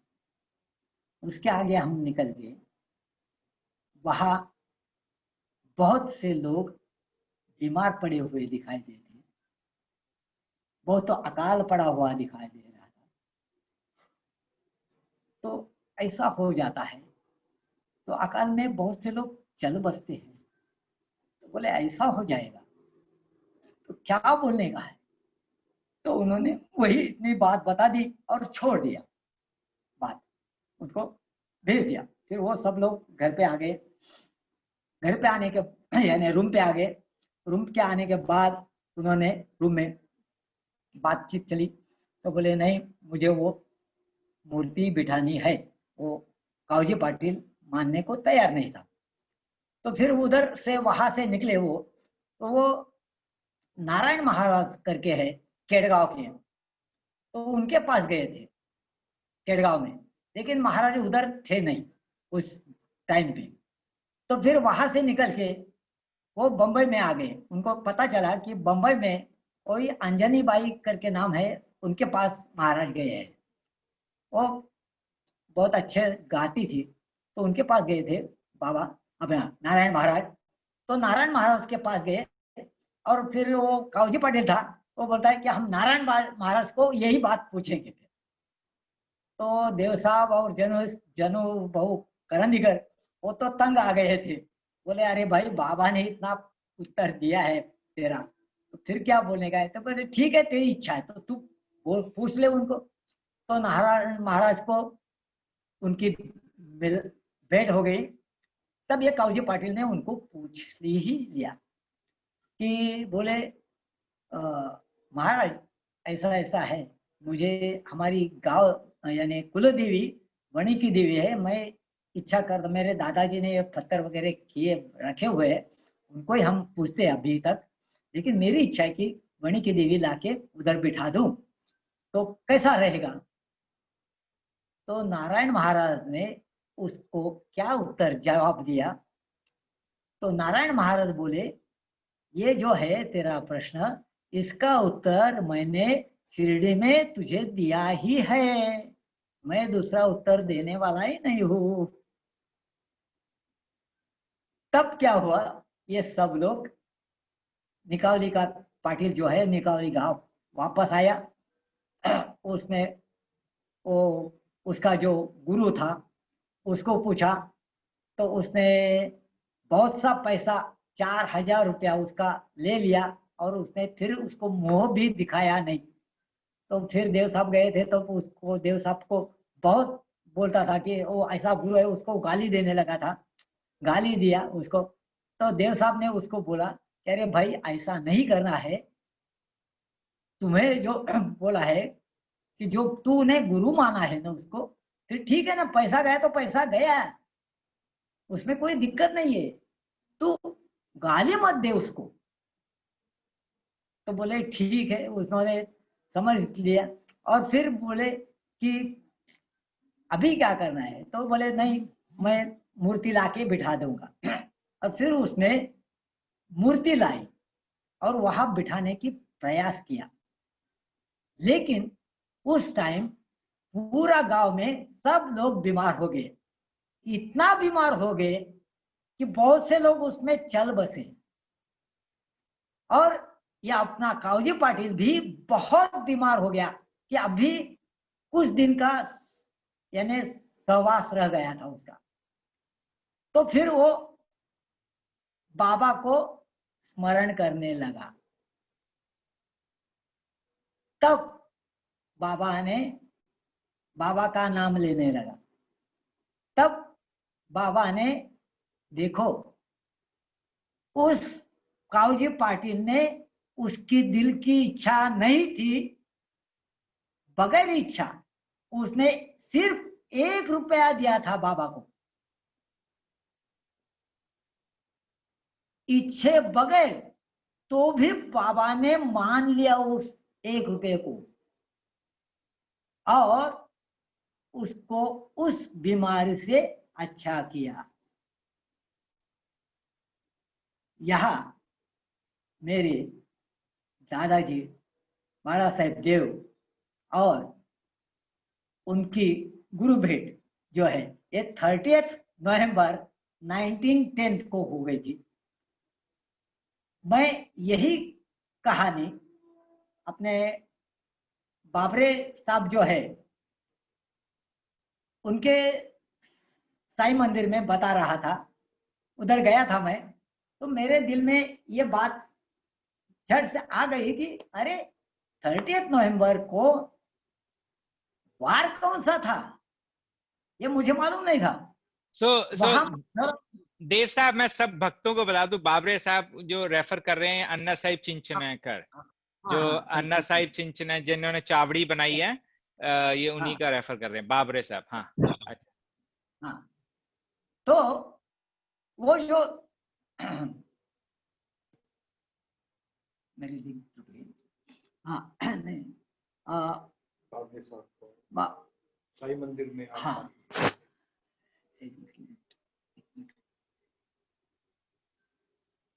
वार कौन सा था उस दिन? वार कौन सा था 30 नवंबर वार कौन सा 19? था? Thank you. वार कौन सा था?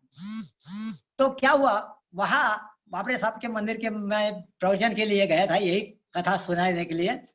तब मेरे दिल में आया, अरे वार कौन सा था? तो मैंने सोचा जाने दो, नहीं समझा तो नहीं समझा, अभी 30 नवंबर 1910 बोल देंगे। तो उतने में उधर माधवराव गोरे करके थे, माधवराव गोरे आप जानते होंगे शायद। तो माधवराव गोरे ने मुझे बताया कि 30 नवंबर 1910 को बुधवार था। तो मुझे वार का भी पता चल गया, बाबा ने बता दिया। इस तरह से बाबा थे, आज भी है और कल भी रहेंगे। यानी बाबा का वो पूर्व सर्वव्यापी हो गए हैं।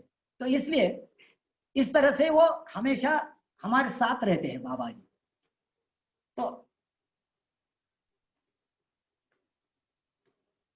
इस तरह से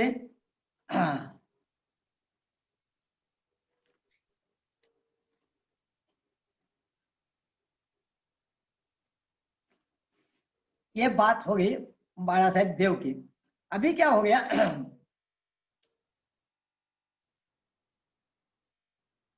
मेरे पिताजी हमें और चाचा जी इनकी थ्रेड सेरेमनी करते हैं हमारे में, आपको मालूम होगा। जनेऊ डालते हैं वो 7वें साल में। यानी मेरे पिताजी का जन्म 19 जून 1907 को हुआ है, पिताजी का और चाचा का एक साथ में हुआ है। तो 7 या 8 साल में मुहूर्त नहीं निकालना पड़ता है यदि जनेऊ करने का है, यानी व्रतबंध समारंभ करना होगा तो उपनयन संस्कार बोलते हैं उसको भी। तो वो करना है तो बोलते थे। तो उन्होंने वो दोनों का भी उपनयन संस्कार कर लिया डाहनों में। और उपनयन संस्कार करने के बाद ये द्विज हो जाते हैं। द्विजय हो जाते हैं इसका मतलब ये ब्राह्मण हो जाते हैं। द्विज का मतलब है जो व्यक्ति 2 बार जन्म लेता है, तो इसको द्विज कहते हैं। तो जब भी हम जनेऊ डालते हैं तो हमारा दूसरा जन्म हो जाता है। तो इस तरह से उनका दूसरा जन्म हो गया, इसलिए ये दोनों को भी लेके हमारे दादाजी शिरडी पहुंच गए। और शिरडी पहुंचने के बाद उन्होंने बाबा के पग लगे और ये दोनों को भी बताया कि ये दोनों का भी मैंने व्रत उपनयन संस्कार किया हुआ है, इसलिए आपके दर्शन के लिए लाया हूं। तो बाबा ने उन दोनों को भी अपने गोद में बिठा लिया था और दोनों को भी बहुत प्यार से हाथ लगाया था।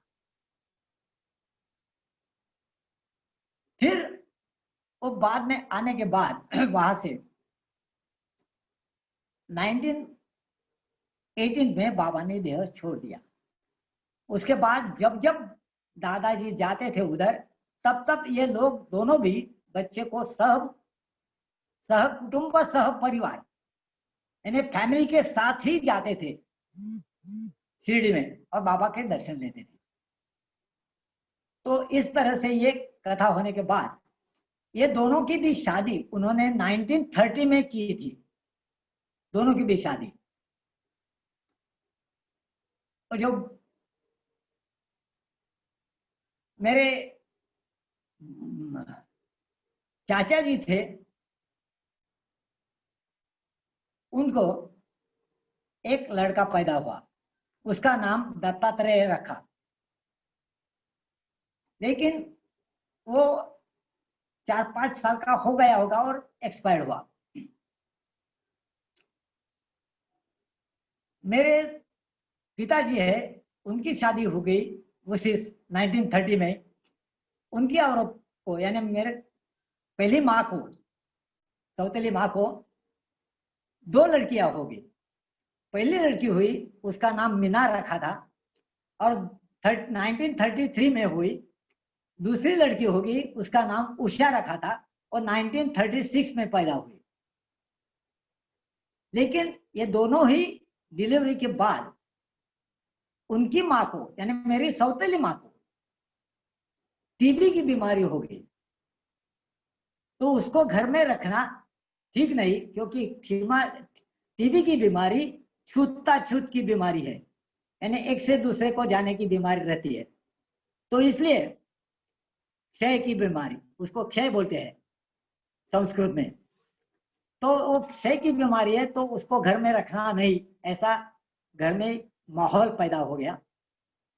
तो फिर मेरे पिताजी ने वो मेरी सौतेली माँ को शिरडी लेकर गए और एक गरीब ब्राह्मण के पास, उसका जो बहुत बड़ा घर था, उसमें एक रूम ले ली और वही रखा, और उसको खाना पीने का और जो कर्ज है वो पूरा बंदोबस्त करके दिया उसके साथ में, उसके पास। वो खुद भी कुछ दिन उधर रहे और फिर वापस आ गए, और हमेशा जाते आते रहते थे मेरे पिताजी। और उसका भी देहांत हो गया, शिरडी में ही उसका देहांत हुआ। वो देहांत कब हुआ अभी मेरे को पता नहीं है, लेकिन उसके बाद मेरे पिताजी की दूसरी शादी होगी 1944 में।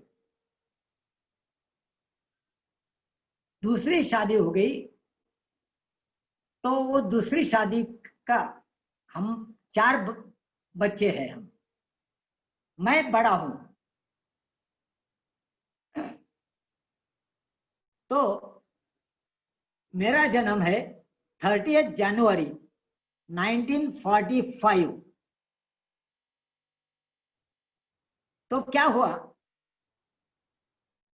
हमारे घर में पहला दादाजी थे, वो थाना में ही थे, हम सब लोग। तो थाना में जो चाचा थे, उनका लड़का पैदा हुआ था वो, लेकिन मर गया, एक्सपायर हुआ। लेकिन ये 2 लड़की हो गई दूसरे लड़के को, यानी दादाजी के। और फिर वो औरत भी एक्सपायर हो गई। तो जरा ये सोच में थे, तब दूसरी शादी करवा दी 44 में इनकी। मेरे पिताजी डॉक्टर थे और मेरे चाचा जी वकील थे, एडवोकेट थे, हाई कोर्ट एडवोकेट थे वो। तो नाना जी जब थे तब थाना में ही मेरा, आपको पता है कि जब पहली बीमारी रहती है औरत की, मेरे माँ का नाम कमला करके है, पिताजी का नाम श्रीनिवास करके है, और चाचा का नाम श्रीपाद करके है। तो माता जी कमला का यानी क्या बोलते माहिर, यानी मायका। तो वो जो मायका है तो वो नासिक में था। तो नासिक में उसके पिताजी और उसकी माँ थी। तो मेरा जन्म पहला मायके में हुआ। तो मायके में हुआ, तब मायके में वो सब लोगों ने एक डिसाइड किया था कि वो बारस बोलते हैं, यानी नामकरण संस्कार, नॉमिनेशन किया जाता है। हाँ, नेम सेरेमनी। तो उस दिन क्या हुआ, यानी वो डिसाइड किया, और वो घर में हमारे मायके में मेरे मित्र सब, मौसी मामा जो लोग थे, वो सब लोगों ने किया, कहते ये बच्चा अच्छा हुआ है, उसका नाम हम मुकुंद रखेंगे, यानी तय किया था कि इसका नाम मुकुंद रखना है। और जब डिसाइड किया वो फिक्स डेट, वो डेट होने के बाद उस डेट को, तब पिताजी और मैं अभी जिन संतों के साथ में हूं उनके भी पिताजी, वो दोनों भी थाना से नासिक गए मेरे नाम के नामकरण के नेम सेरेमनी के लिए, नामकरण संस्कार के लिए। तो उधर जाके हमारे दादाजी थे। तो आपको मालूम है कि साईं बाबा जाने के बाद दादाजी हमेशा शिरडी जाके शिरडी का डेवलपमेंट करने के लिए बहुत सोचते थे और इंटरेस्ट करके लेते थे और करवा लेते थे। वहाँ उनकी मिलावट अपने श्यामराव देशपांडे, माधवराव देशपांडे उनके साथ में थी। 1910 से श्यामराव देशपांडे जो है वो 1940 में एक्सपायर्ड हुए। मेरे दादाजी 1946 में एक्सपायर्ड हुए। तो 30 साल की उनकी दोस्ती थी। और श्यामराव देशपांडे जैसे बाबा से बात करते थे अरे तुरे की, तो उस तरह की बात जो है तो उसको यानी दादाजी को बहुत पसंद आती थी। यानी कितना इनका एक रूप है, यानी ये श्री कृष्ण है बाबा जी तो ये अर्जुन है, इस तरह से वो उनकी सोच थी। श्यामराव देशपांडे ये अर्जुन है इनका, इतना प्यार था दोनों में। और द्वारका में भी है, यानी देखो कैसा चलता है सब। तो इस तरह से उन्होंने देखा, तो फिर उनके दिल में ये जो प्यार था बाबा के बारे में, तो वो प्यार मुझमें मेरे देह में आना चाहिए। इसलिए उन्होंने मेरे पिताजी और ये संत के जो पिताजी थे, ये दोनों के साथ में मैके में एक संदेश भेजा कि ये जो बच्चा जन्म लिया है इसका नाम माधव ही रखो। समझ गए? तो इस तरह से मेरा नाम माधव ही रखा गया है। दादाजी की इच्छा थी और मेरा भाग्य भी ऐसा है कि मैं भी एक गए मेरे 30-40 साल से मैं भी दो संतों के सहवास में आया हूं। रत्नाकर महाराज करके है और स्वामी सखा अठरे सर करके है। तो ये दोनों के संतों के साथ में आए हूं। जो रत्नाकर महाराज है ये 2002 में एक्सपायर हुए। अभी ये संत के साथ में हूं मैं, सखा महाराज के साथ में। तो मुझे मेरी जिंदगी पूरी संत के सहवास में जा रही है। तो इसी तरह से ये बात हुई, मेरा नाम माधव रखा गया है इसीलिए। और मुझे मेरे दादाजी ने देखा है, उनके यानी मुझे उनके क्या बोलते हैं गोद में बिठाया और उनको मुझे सुलाते थे। वो साईं बाबा का गान यानी पद मन के बोल के, इस तरह से मेरी जिंदगी वहां से शुरू हो गई दादाजी के पास से। तो इस तरह से ये चलता रहता है। तब अभी देव साहब वो जो पोथी में वर्णन है जहाँ पे बाला साहिब देव ने उद्यापन किया था अपनी माँ का, उन्होंने बाबा आए थे बुलाने के लिए, तो वो आपने घर कैसे देखा वो भी हम भक्तों को पिक्चर दिखाना चाहेंगे।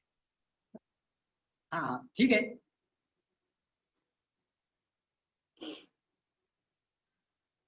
यानी आपको डहाणु की चाहिए, ठीक है।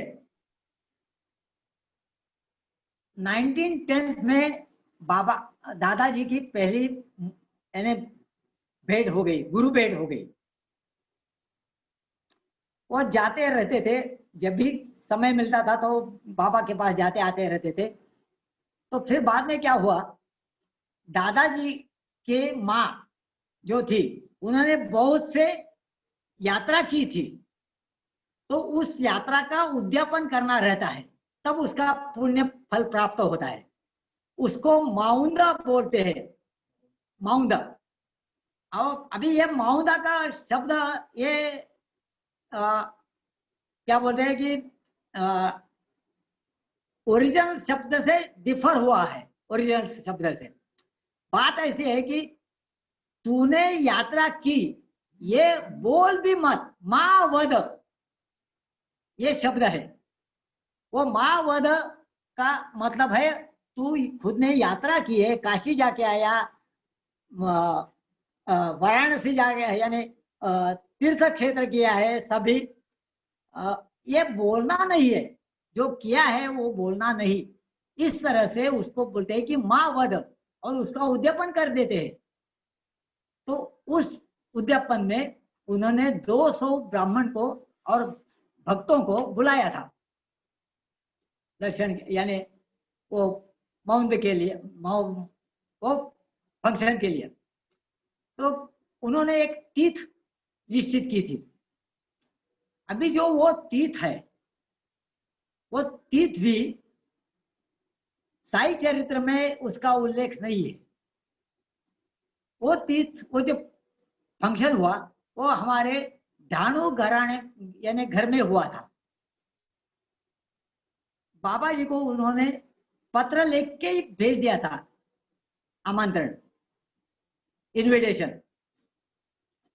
कि बाबा जी मैं नौकरी में हूँ, मैं यानी बहुत छोटा सा आदमी हूँ, मैं आपको पर्सनल आके इनविटेशन नहीं दे सकता हूँ, लेकिन मेरी माँ ने ऐसा माँ वदक को माउंट कर रहे हैं, हम फंक्शन कर रहे हैं, तो उसके लिए आप खाना खाने के लिए यानी भोजन के लिए आप जरूर जरूर आइए, मैं आपकी राह देख रहा हूँ।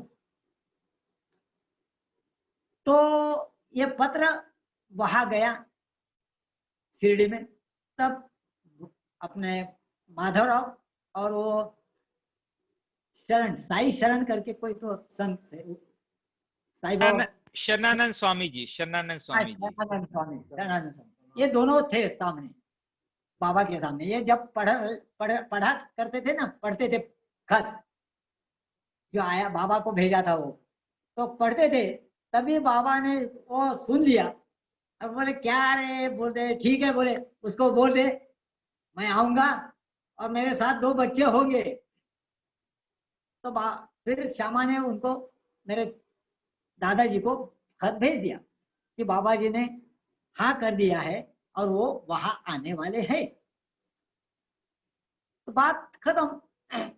बाबा, दादाजी बहुत खुश हो गए कि अरे, लेकिन वो सोच में पड़े कि अरे, हमने आज तक देखा है बाबा जब 12 साल के थे तब बाहर गए थे, और 4 साल के बाद शिरडी में वापस आए। 19 यानी बाबा 16 साल के थे, यानी 20 साल के थे, तभी से वो शिरडी छोड़ के कहा भी गए नहीं है।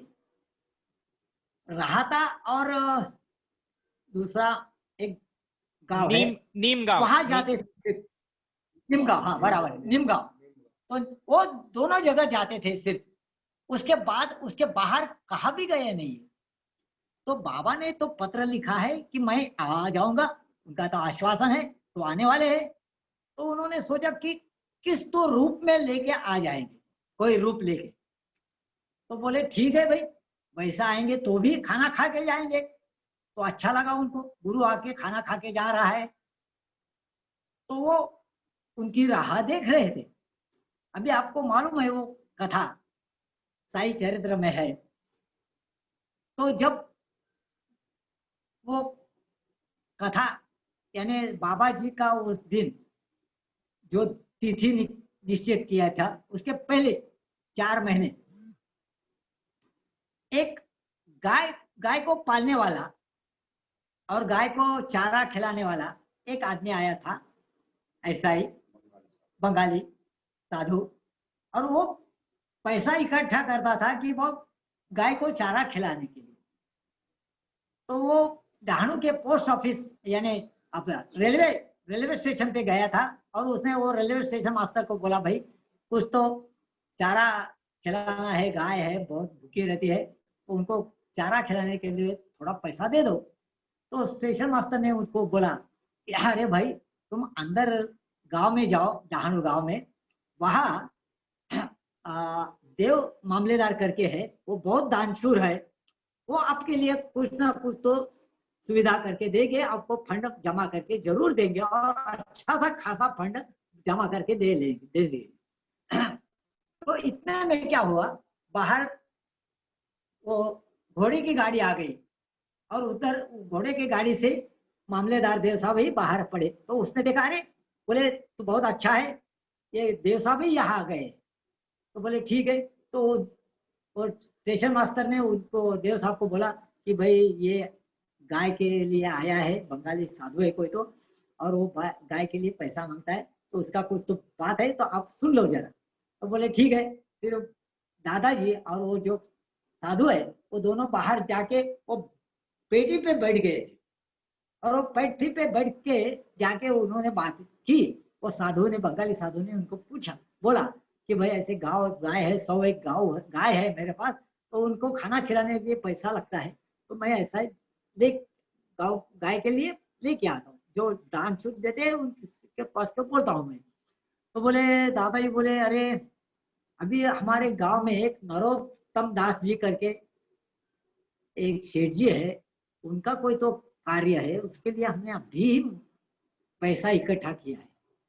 तो बोले अभी तेरे लिए इतना जगह नहीं होगी, पैसा अभी एक बार गया, हम फिर से उसको एक 15 दिन में मैं पैसा मांगने के लिए जाएंगे, एक महीने में, तो लोग देंगे नहीं।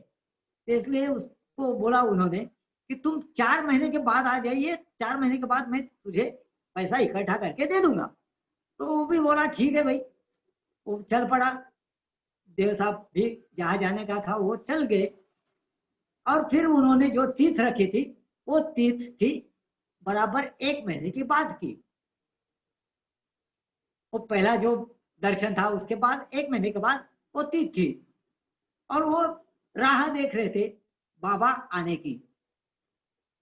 और उसने उन्होंने दादाजी ने देखा, तो जो बंगाली साधु है वो टांगे से उतरा, और वही खड़ा रह के जरा इधर उधर कर रहा था। तो दादाजी ने देखा, अरे ये तो बंगाली साधु है, उसको मैंने कहा था कि 4 महीने के बाद आ जा, तो 1 महीने में आ गया। उसको पैसा चाहिए, पैसे के लिए लोग आते हैं, ये सोच के वो रहे थे, सोच में थे कि ये पहले कैसे आ गया, अभी कैसे आया। तो वो बंगाली साधु है, वो फिर देव साहब के पास आता है और उनको हाथ जोड़ के बोलता है कि भाई बोले कि हाँ नहीं, ये बाला साहब देव ने पूछा, नमस्कार किया, बोले कि वो जो बंगाली साधु है उसने पहले बोल दिया उसको, बाला साहब देव को, अरे भाई हम अभी आए, वो भोजन के लिए आए, हम पैसा मांगने के लिए नहीं आए। तो बाला साहब देव भी ठीक हो गए, बोले ठीक है चलो, बोले आपका निवास कहाँ है बोल दो, मैं आदमी को भेजता हूँ आपको बुलाने के लिए। तो बोले ऐसा मत कीजिए, हमको बोलो कितने बजे आने का है, तब हम उस समय हम आएंगे वापस। तो बोले ठीक है 12 बजे आइए फिर खाना खाने के लिए, भोजन के लिए। तो बोले ठीक है मैं जाता हूँ और आता हूँ। तो बोले ठीक है। फिर वो जो गए, और दादाजी सोच में रहे कि अभी आएंगे बाबा जी, अभी आएंगे अभी आएंगे, वो सोचते रहेंगे, और ये आदमी आया, ये आदमी आया, सबके पास तो यानी संदेह के देखते कि ये बाबा तो नहीं है, ये बाबा तो नहीं है, ये सोचते रहे, और फिर उनको कुछ भी मिला नहीं। और फिर बराबर 12 बजे ये साधु, बंगाली साधु 2 बच्चों को लेके आए। बोले भाई हमें, मैं तो आया हूँ लेकिन मैं 2 बच्चे की भी लेके आया हूँ साथ में, तो चलेगा ना? दादाजी बोले चलो भाई चलेगा, वो क्या है। तो उन्होंने उनको साथ में ले लिया, बच्चे साधु, बंगाली साधु गए अंदर, खाना खाया सब। अब 2 बच्चे भी खा के गए, नमस्कार किया और चल पड़े। दादाजी शाम तक बाबा जी की राह देखते रहे, उनको कुछ भी सोच समझ में आया ही नहीं। वो जो घर है, जिस घर में दादाजी ने बाबा जी को खाना खिलाया, वो घर का फोटो अभी अपने मलिक साहब दिखाएंगे। ये स्क्रीन दिखाई है, ये आप हाँ। कब गए थे इस घर पे, बताइए भक्तों को। अच्छा, क्या? केव्हा गेले होते बाबा ते? हाँ, कार्तिक वद्य द्वादशी 1912, 1912 साल कार्तिक वद्य द्वादशी थी वो।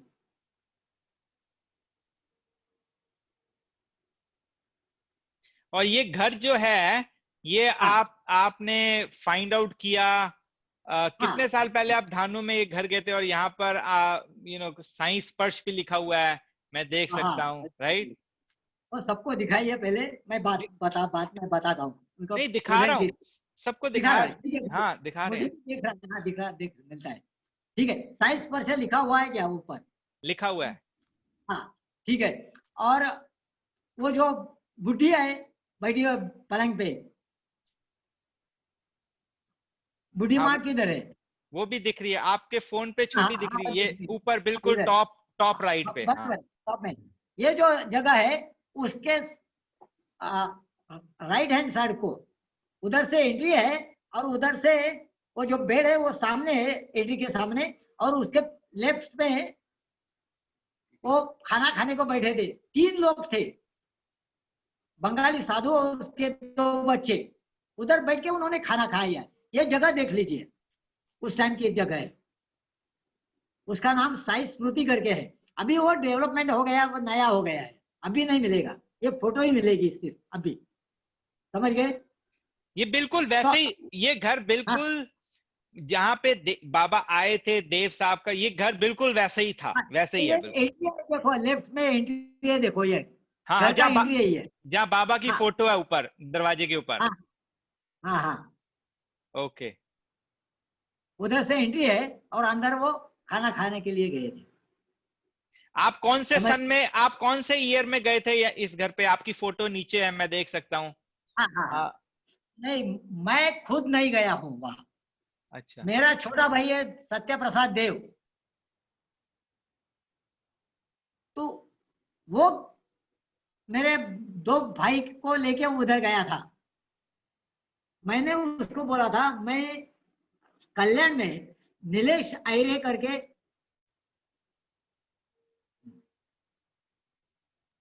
ये घर ढूंढने के लिए कैसी बात हो गई, वो मैं भी बताता हूँ। मेरे दिल में एक बात आ गई कि अरे डहाणु में हमारे घर है जहाँ दादाजी रहते थे, तो उस घर में बाबा आके खाना खा के गए, तो वो घर उधर होगा अभी, तो हम जाके देख लेंगे। लेकिन 100 साल पहले का घर अभी कैसा देखने को मिलेगा? तो ये मेरे दिल में यानी संदेह पैदा हुआ, और मैं सोच में पड़ा। तो फिर मैंने अपना जो कुछ भी है दिल का बात, और डायरेक्ट बाबा को ही बोलना है जरूरी, तो मैंने डायरेक्ट बाबा को ही बोल दिया कि भाई मैं तो ये सब ढूंढ के नहीं निकाल सकता हूँ, बाबा जी मुझे कुछ तो राह दिखा दीजिए कि उधर से मैं वो जगह है वो ढूंढ लूंगा। तो बोले ठीक है। बाबा जी, दादाजी ने यानी बाबा ने कुछ भी बोला नहीं, वो तो क्रिया कार्य करने में शुरू हो गए उनकी लीला। यहाँ नीलेश आयरे करके साई भक्त है, वो जो साई भक्त है वो उसके यहाँ उसने कुछ सम्मेलन रखा था, उसमें उसने मेरा प्रवचन रखा था। तो उस टाइम, उस समय जो समय था वो मुझे सूट नहीं था। उस समय में मैं पूना में था और मैं एक पूजा में लगा हुआ रहा था। 5 दिन मैं उधर ही पूजा में था। तो उसका दिन वो बीच में आया था तो मैं उधर जा नहीं सकता था। उसको मैंने बोला कि मैं आऊंगा तेरे घर, लेकिन ये 8 दिन 7-8 दिन जाने दो, उसके बाद मैं जब ठाना आऊंगा तब मैं कल्याण में आके तुझे मिलके जाऊंगा। तो बोले ठीक है। फिर मैं, हाँ बदलापुर था मैं उस टाइम। तो मैंने बोला कि ठीक है, आके मिलके जाऊंगा, उसको बोला।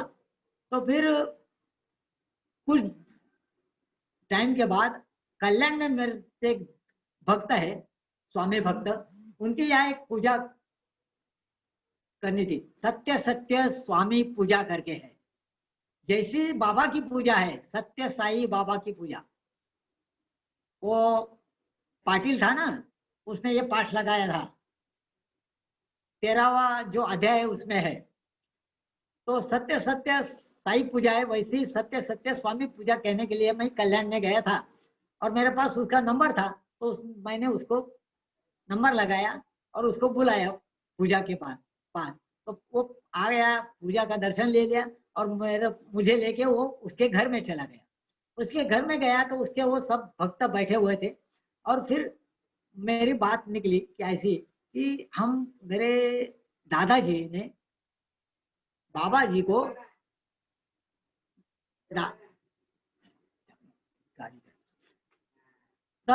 बाबा जी दादाजी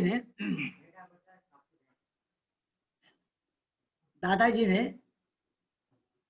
जिस घर में खाना खिलाया तो वो घर डानू में है। तो हमें तो वो बोला,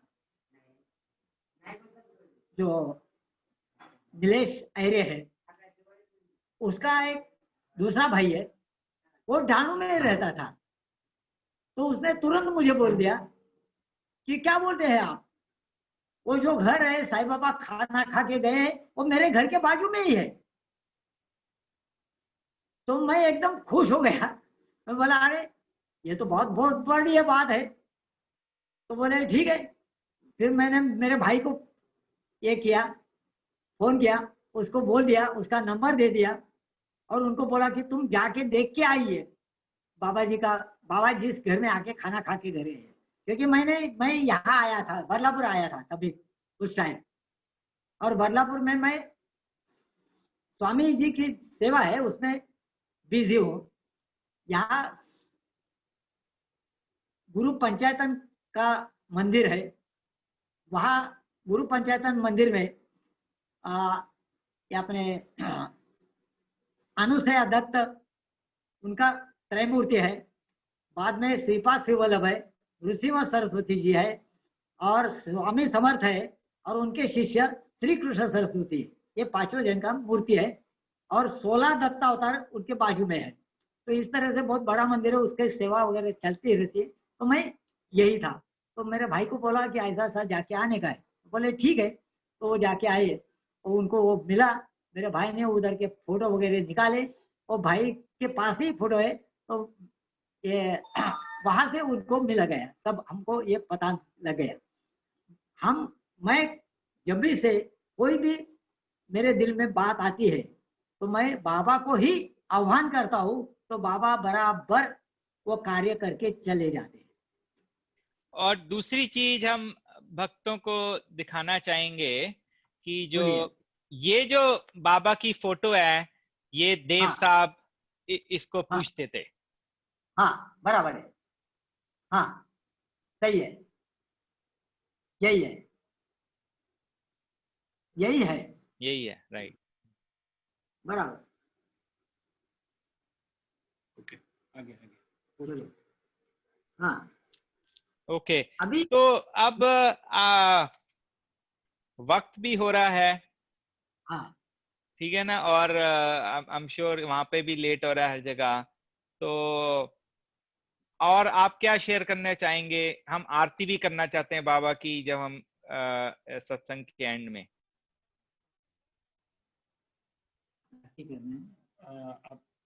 तुमचं म्हणणं असं आहे की आता वेळ झालेली आहे, तर तुम्ही इथे थांबून आरती करा। नहीं मैं आरती मैं प्ले करूंगा, ठीक है, आरती मैं प्ले करूंगा।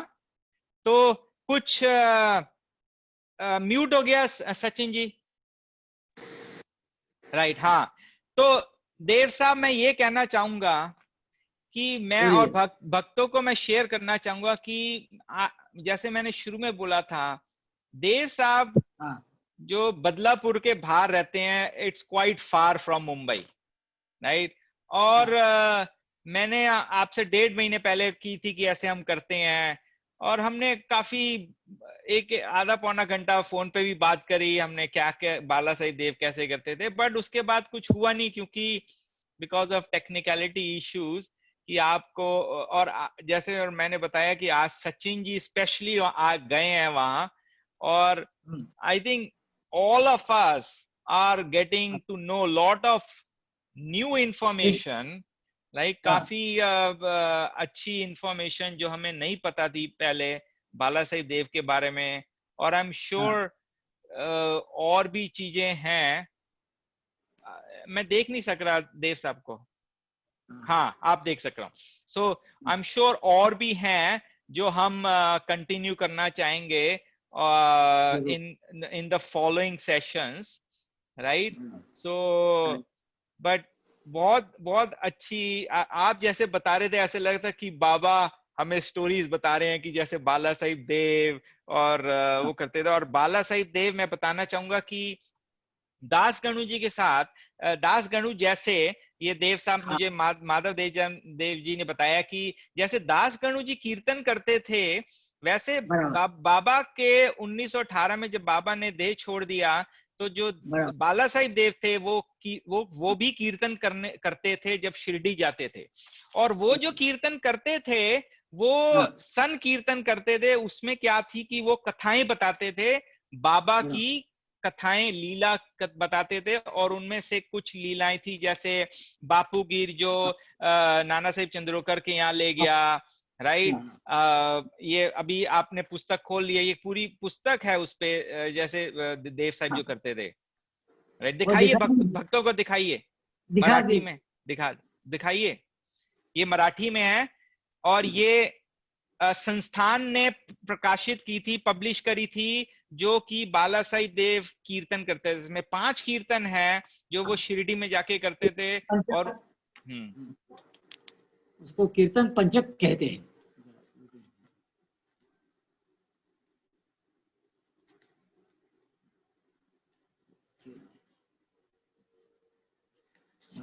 का फोटो है,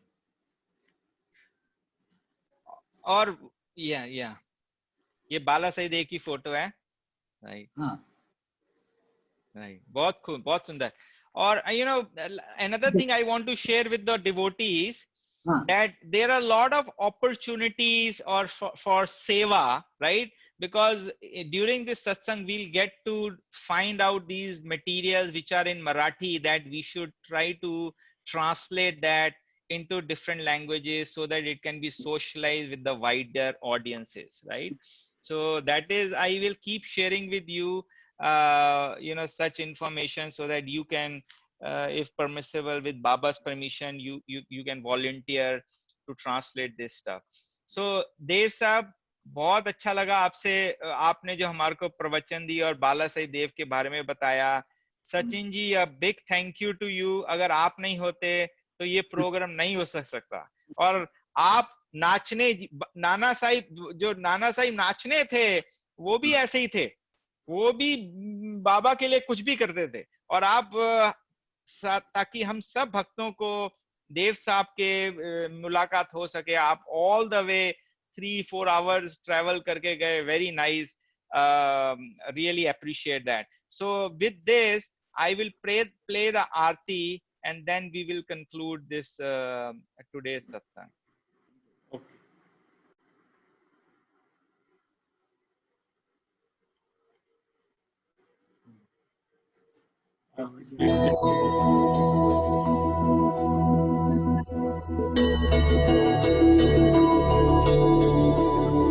रिकॉर्ड बंद कीजिए। ओके